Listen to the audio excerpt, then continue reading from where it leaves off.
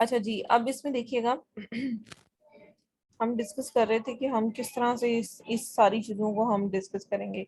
अब यहाँ पर देखें ये मैनेज ऑर्डर्स पे यहाँ पे ऑर्डर रिपोर्ट्स होती हैं।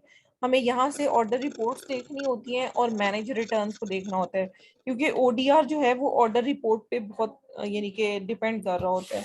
आप यहाँ से भी देख सकते हो कि रिपोर्ट को डाउनलोड करो, या फिर आप ये भी कर सकते हो मैनेज ऑर्डर्स पर क्लिक करो और यहाँ पर देखो कि कौन से ऑर्डर्स ऐसे हैं जो कि शिफ्ट ऑर्डर्स में जाना है आपने, और यहाँ से आपने सिलेक्ट करना है डेट रेंज। आपने 365 डेज को कर लेते हैं। अब देखिए मैं आपको ये दिखाना चाह रही थी कि यहाँ पर इस तरह से रिफंड अप्लाई किया होता है कि ये रिफंड अप्लाई किया हुआ है। अब इसके बाद देखें, इसका मतलब है कि रिफंड इसके ज्यादा नहीं है। अगर मैं और पेजेस पर जाती हूँ, क्योंकि ऑर्डर्स काफी इसके आए हैं इस अकाउंट के,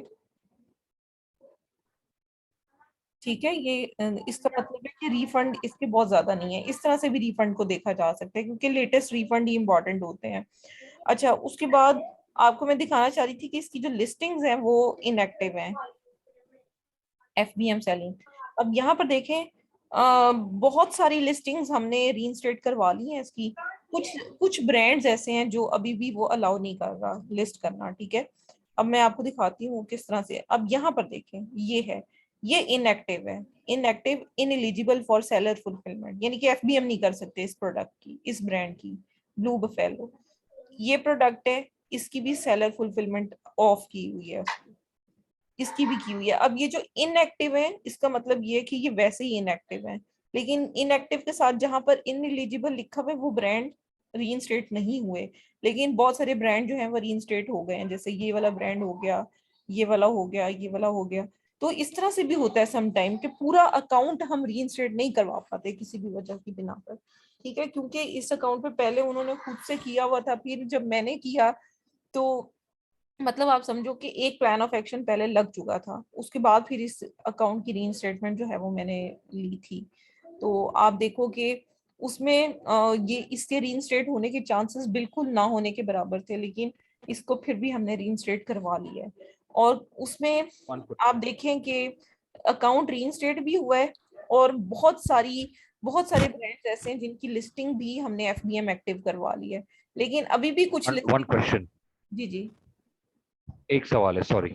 जी प्लीज। जब हम ये एफबीएम की अगर कोई भी आती है, हम्म। तो क्या हमें ये लिस्टिंग जो इनएक्टिव हुआ होता है, ये भी हमको एक्टिव करवाना होता है या नहीं, वो नहीं, हमारा उसमें हेडेक उसमें नहीं होता? डिपेंड करता है। अगर तो आप एक्टिव करवा लें तो वो अच्छा है कि आप उस ब्रांड की चीजों को लेटर ऑन सेल आउट कर सकते हो, लेकिन अगर आप उस ब्रांड के अलावा नहीं, कहीं। अगर अगर हम अगर हमारे पास किसी क्लाइंट का आता है जिसमें एफबीएम डीएक्टिवेटेड है जी। और लिस्टिंग रिमूव हुई भी है, हम्म। तो उसके लिए हमें क्या पहले जो है वो लिस्टिंग को एक्टिवेट करवाना होता है या क्या? ये पूरा एक टॉपिक अलग है, ये एक केस है पूरा, समझ लें, अलग से, जिसे हम ओके। सेपरेट डिस्कस करेंगे, ठीक है। अभी सिर्फ मैं आपको ये दिखा रही हूँ कि अकाउंट में मल्टीपल सेक्शंस की वजह से, यानी कि इस पे ड्रॉप शिपिंग पॉलिसी वायलेशन भी है, इसमें सेक्शन 3 भी है, और इसमें कोड ऑफ कंडक्ट भी है सेलर का। इन सब बिना पर जो इश्यूज क्रिएट हुए थे, उसके बाद जब अकाउंट रीइंस्टेट हुआ है तो फिर भी कुछ इश्यूज इसमें रह गए हैं। मैं आपको ये सिर्फ बताने की भी कोशिश करी हूँ, केसेस हमने अलग अलग डिस्कस करने हैं। अब आपको मैंने दिखाया कि नेगेटिव फीडबैक की वजह से इसका ओडीआर इफेक्ट हुआ था। परफॉर्मेंस में जाके मैंने आपको अभी फीडबैक्स दिखाए हैं, ठीक है। अब मैं आपको बताती हूँ कि अगर हमारे पास हमारा जो है वो ओडीआर अगर इफेक्ट होता है, तो हम उसके लिए ओडीआर के इफेक्ट की वजह से अगर हमने प्लान ऑफ एक्शन लिखना है तो फिर हम किस तरह से उसे लिखेंगे। तो आप मुझे बस कुछ मिनट्स दीजिएगा, मैं ग्रुप में भी व्हाट्सएप में भी शेयर करती हूँ वो प्लान ऑफ एक्शन, और प्लान ऑफ एक्शन के कुछ इंपॉर्टेंट पार्ट्स हैं वो भी मैं आपके साथ डिस्कस करती हूँ, और फिर हम उसे डिस्कस करेंगे कि हमें जब ओडीआर की वजह से हमारा अकाउंट सस्पेंड होता है तो हमें किस टाइप की अपील जो है वो लिखने की जरूरत होती है। So just give me few minutes, मैं बस ये सारी चीजें शेयर कर दूं, देन हम स्टार्ट करते हैं।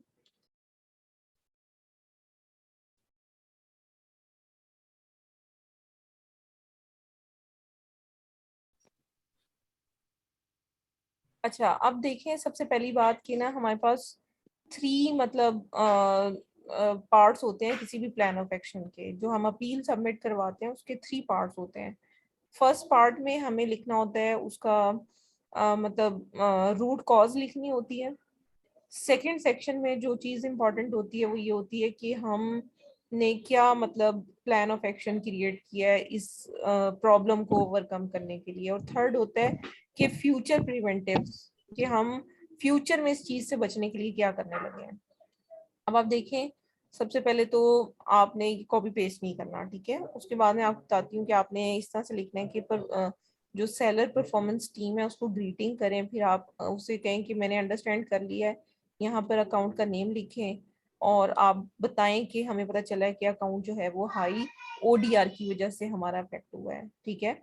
अब आपने बताना है कि मैं समझता हूँ इस बात को कि ओडीआर जो है वो mainly driven by A to Z claim, negative feedback, और थर्ड में आप इसमें चार्ज बैक भी लिखोगे, ठीक है।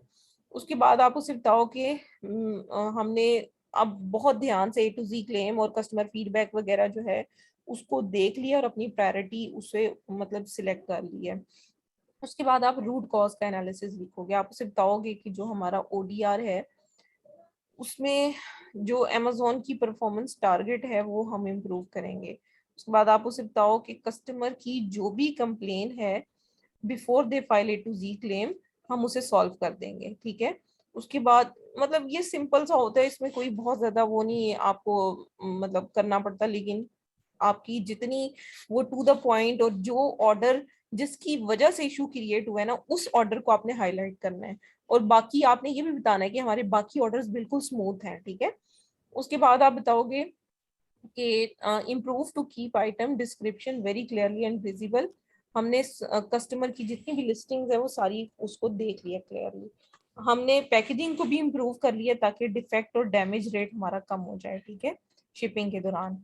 हमने आइटम को दोबारा से रीचेक करेंगे डिस्पैच करने से पहले। अब यहाँ पर प्लान ऑफ एक्शन आ जाएगा, प्लान ऑफ एक्शन, ठीक है। उसके बाद आप बताओगे कि हमने परफॉर्मेंस को इम्प्रूव करने के लिए ये स्टेप्स ले रही हैं, ठीक है।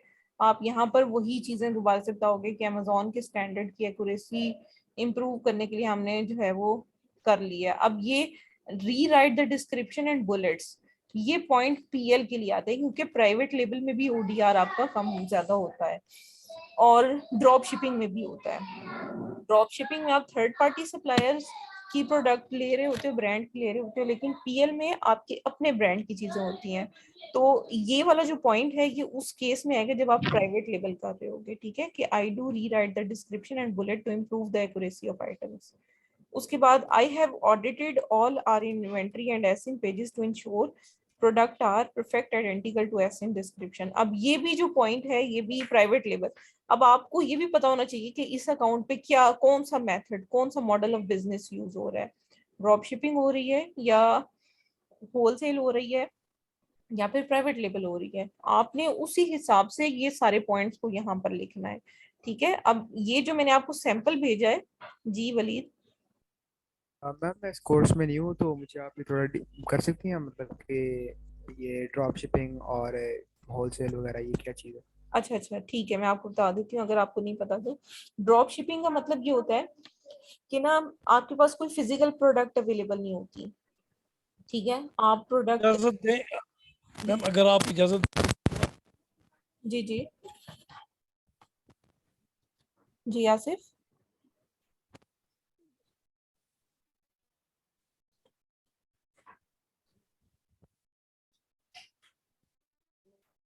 सॉरी, आपकी आवाज शायद हम तक नहीं आ रही।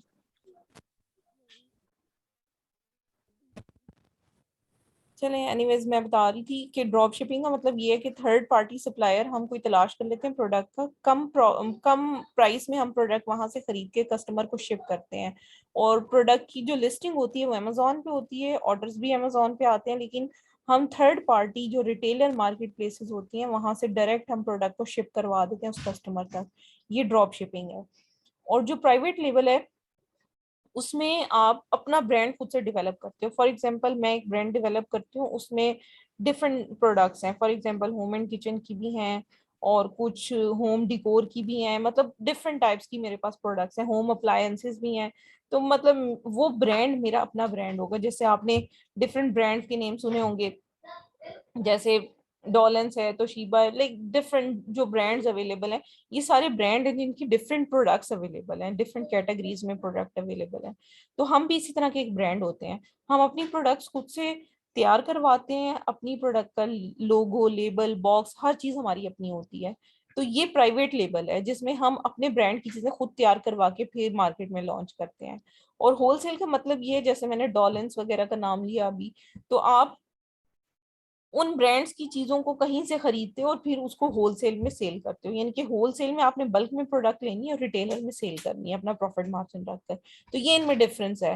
तो जो प्राइवेट लेबल होती है उसमें क्योंकि हमारा अपना ब्रांड होता है, हमने अपनी प्रोडक्ट की डिस्क्रिप्शन, डिटेल, हर चीज हमने खुद से देनी होती है, इवन इमेजेस हमने खुद से अपलोड करने होते हैं।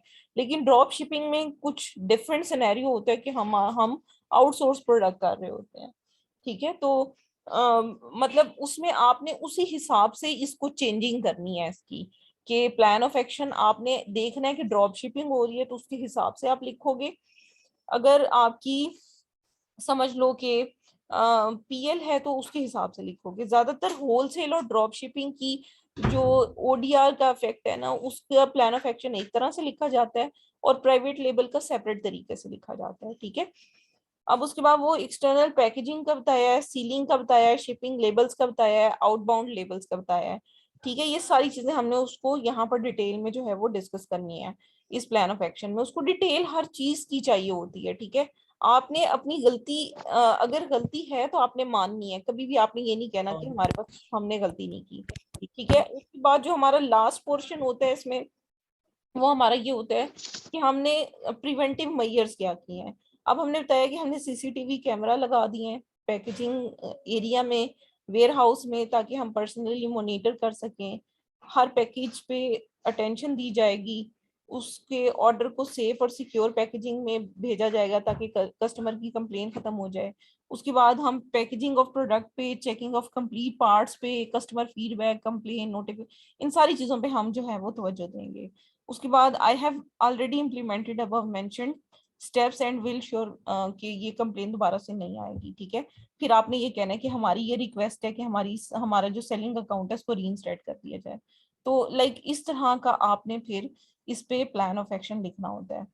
अब आपका टास्क अभी का क्या है कि आप इसको होलसेल के मुताबिक इस पूरे मतलब टेक्स्ट को, ये जो पूरा प्लान ऑफ एक्शन है इसको आप चेंज करेंगे। अब आप समझे कि होलसेल की प्रोडक्ट है, आपने कहीं से खरीदी है बायर से, और उस प्रोडक्ट को आपने एफबीएम किया, आपने एफबीए नहीं किया। होलसेल की प्रोडक्ट है, आपने एफबीएम किया उसको, क्योंकि अपने प्राइवेट वेयर हाउस में रखी हुई है प्रोडक्ट। जरूरी नहीं है कि वो ड्रॉप शिपिंग हो, वो एफबीएम है, असल वाली एफबीएम है प्रोडक्ट की।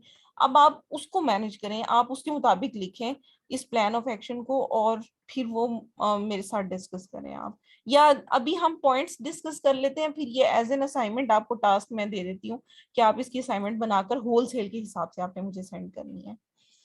तो अभी आप पॉइंट्स डिस्कस करें कि भाई हम इसमें क्या रूट कॉज लिख सकते हैं, और इसके बाद हम प्लान ऑफ एक्शन में क्या लिखेंगे और प्रिवेंटिव मेजर्स में क्या लिखेंगे। जो अब आपके जहन में आता है वो बताएं, फिर मैं खुद से ऐड ये मजीद कर सकते हैं।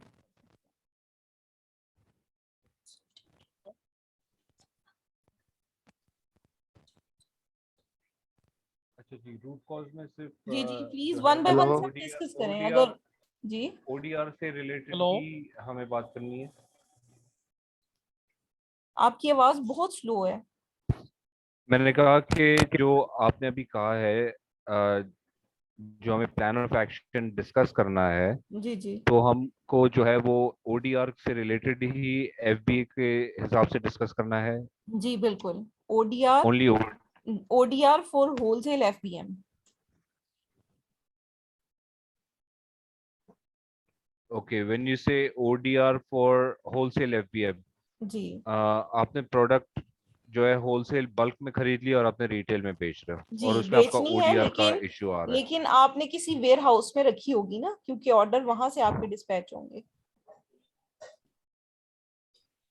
ओके ठीक है, सिनेरियो इस तरह का है कि बल्क में प्रोडक्ट्स खरीद के आपने थर्ड पार्टी वेयर हाउस में रखवाई हुई है और वहां से ऑर्डर आपके डिस्पैच होकर जाते हैं।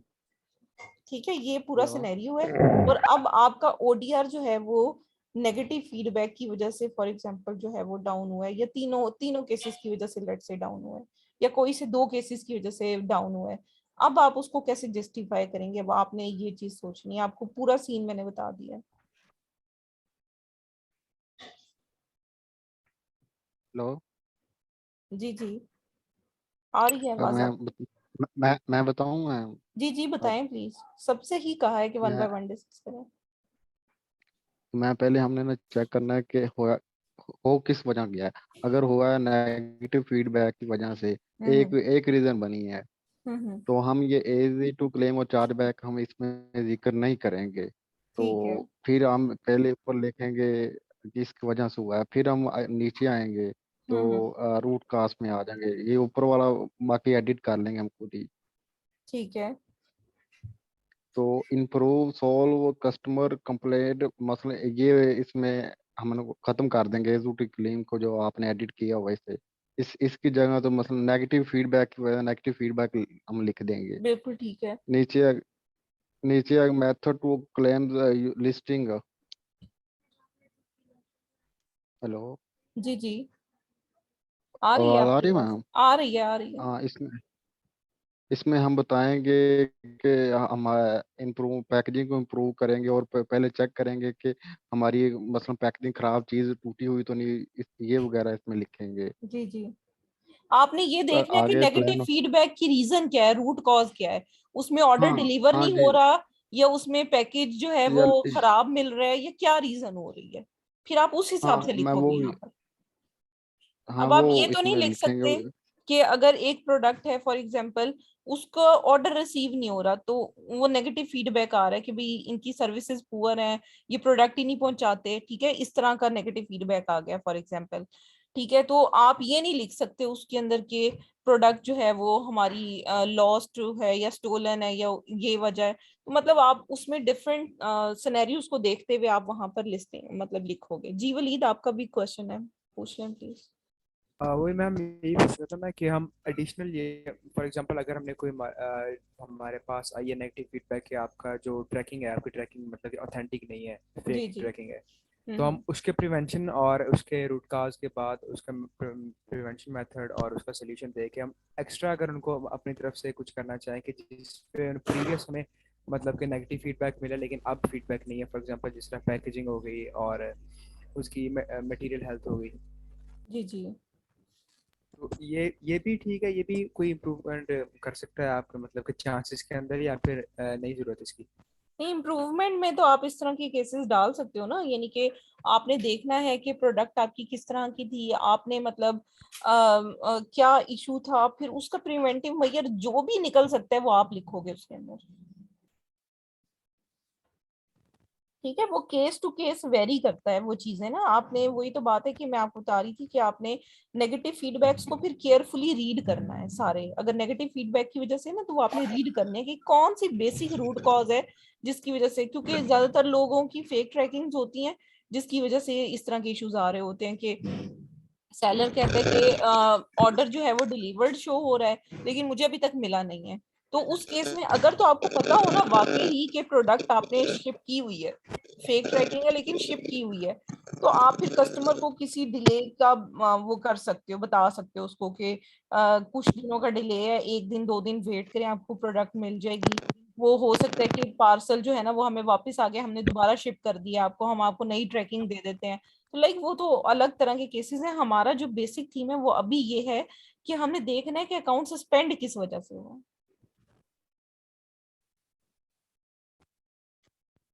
ठीक है, इसके अलावा कोई और स्टूडेंट अगर ऐड करना चाहे कुछ।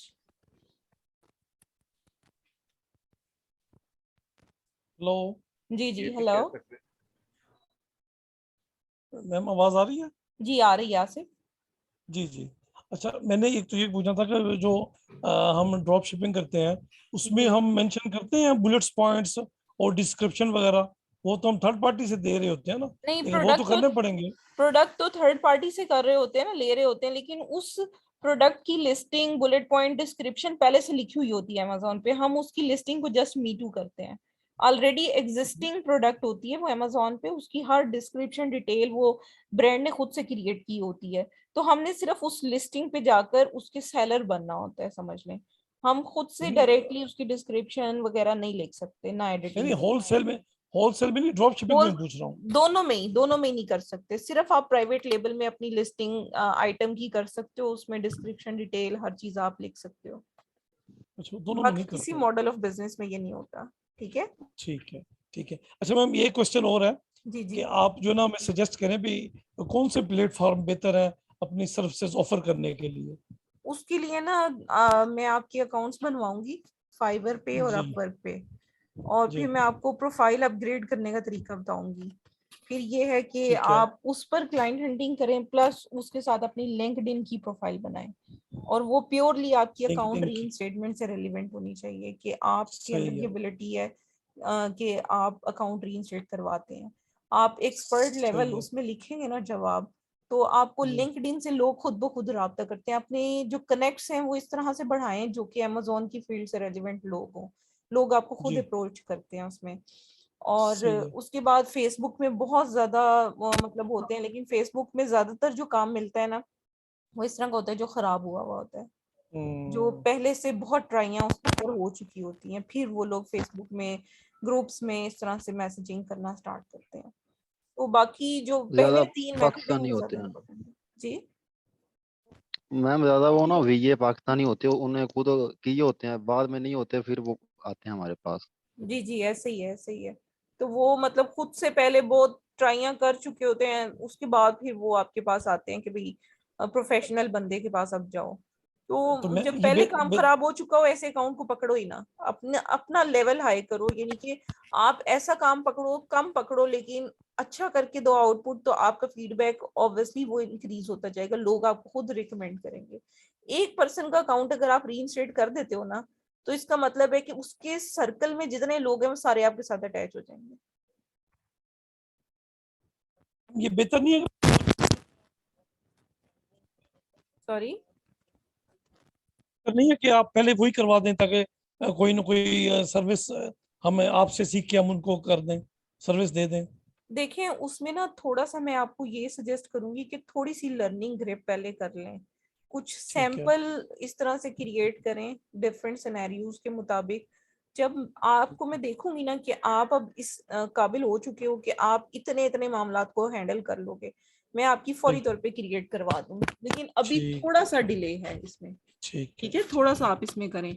अभी आप ठीक। सबके से रिक्वेस्ट है कि आप सबको मैं बस ये असाइनमेंट अब दे रही हूँ, क्योंकि ये आज का जी जी, टॉपिक हमारा एंड हो गया। अगर कोई क्वेश्चन है तो पूछ ठीक। लेते हैं, अदरवाइज आपने जो है वो ओडीआर होलसेल एफबीएम के हिसाब से आपने एक प्लान ऑफ एक्शन लिखना है, और वो ठीक बिल्कुल ये ठीक नहीं होना है, चाहिए, उसको बिल्कुल आपने अपनी वर्डिंग में अपने हिसाब से उसको एडिट करना है। ठीक है। ठीक और ठीक है। उसके बाद फिर वो आपने मुझे सेंड करना है, फिर मैं देखूंगी। अब आपको अगर किसी को होलसेल के बारे में नहीं पता तो वो फिर दोबारा से मेरे से पूछ ले। होलसेल एफबीएम सही, का मतलब ब्रांड की चीज है, आपने बल्क में खरीदी है, आप अपना मार्जिन रखकर रिटेलर में उसे आगे सेल आउट।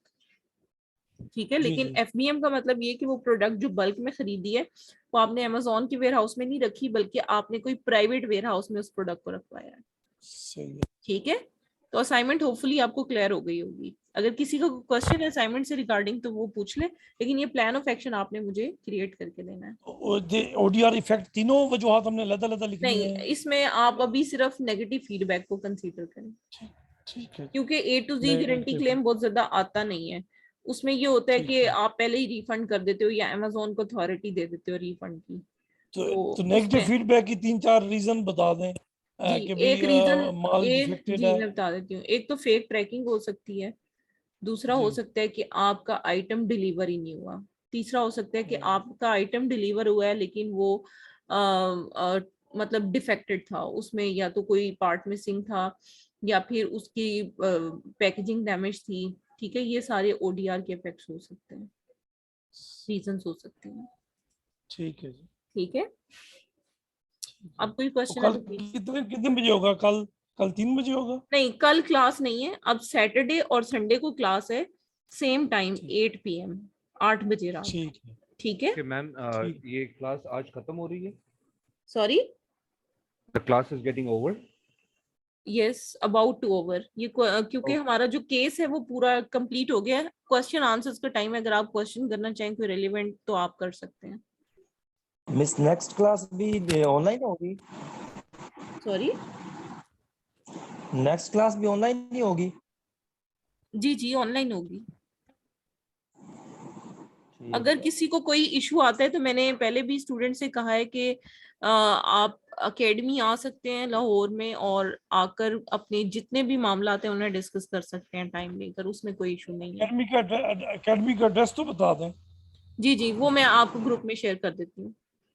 चलें ठीक है। ठीक है, तो सारी आप क्लासेस एंड तक सॉरी? ये इसी तरह ही होगी जी जी ये जी टिल जी, एंड क्लासेस ऑनलाइन? हाँ जी, अभी ऑनलाइन ही है।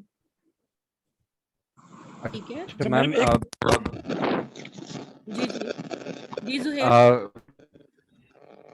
हेलो मैम, आपने पिछले दिनों कहा था कि हम इनवाइट करेंगे एट द एंड ऑफ यानी सेशन, जी जी यानी जब बिल्कुल। हमारा सारा कोर्स कंप्लीट होगा तो फिर वहाँ पे आप 4-5 घंटे की हमारी वहाँ पे लॉन्ग डिस्कशन होगी। जी जी, ऐसे ही। तो ये मेरे ख्याल से कोर्स के एंड पे ही किया जाएगा। नहीं वो तो ठीक है, लेकिन अगर कोई ऐसा स्टूडेंट है ना जिसको ड्यूरिंग सेशन भी अगर कोई प्रॉब्लम आ रही है तो उसमें कोई इशू नहीं है, आप आ सकते हैं, कभी भी विजिट कर सकते हैं। एंड पर तो होना ही है ना सेशन, लेकिन एक सेशन इस तरह हाँ का जी, भी हो सकता है कि आप 1 to 1 आके पूछ लें जो बात आपको क्लियर नहीं हो रही। ठीक है। तो मैम कल मैंने जो है वकास से एक केस डिस्कस किया था जिससे मैंने आपकी हेल्प मांगी थी आफ्टर दिस क्लास। तो is it possible to get that after this class? Actually मेरी अभी इसके बाद यूएसए में क्लास है 9:30 के,